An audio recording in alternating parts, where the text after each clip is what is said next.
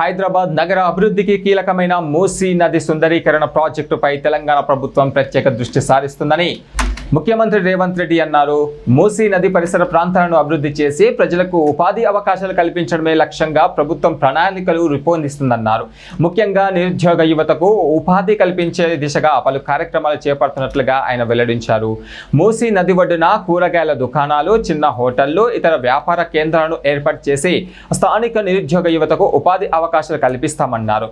యువత స్వయం ఉపాధి సాధించేలా ప్రభుత్వం అవసరమైన సౌకర్యాలు కల్పిస్తుందని ఆయన పేర్కొన్నారు. హైదరాబాద్ నగరంలో కూడా మూసీ నది రివర్ ఫ్రంట్ మనం డెవలప్ చేసుకుంటున్నాం.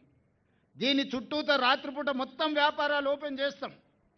పొద్దుటిపూట పని చేసుకోవడమే కాదు, రాత్రిపూట పనిచేయడానికి కూడా మూసీ నది ఒడ్డున రెండు వైపులా రాత్రి మొత్తం వ్యాపారాలు జరిగేటట్టు హోటళ్ళు, వ్యాపారాలు, కూరగాయలు, పంటలు, ట్యాక్సీ అన్ని చేసి మొత్తం లైట్లు పెట్టి బ్రహ్మాండంగా పెట్టి నిరుద్యోగ యువకులకు ఉద్యోగ ఉపాధి అవకాశాలు కల్పించి శాంతి భద్రతలను పటిష్టంగా అమలు చేసి పొద్దుపూట కష్టం చేసుకున్న వాళ్ళు సాయంత్రం పోతే కూరగాయలు కొనుక్కోవాలనుకున్నా, బట్టలు కొనుక్కోవాలనుకున్నా, పిల్లల్ని తీసుకెళ్ళి ఇంత హోటల్లో మనం ఇంత మంచి భోజనం పెట్టించి మొత్తం అట్లా నగరాన్ని చూపించి రావాలనుకున్నా ఈరోజు మొత్తం ఇదంతా అభివృద్ధి చేయాలనుకుంటున్నాం.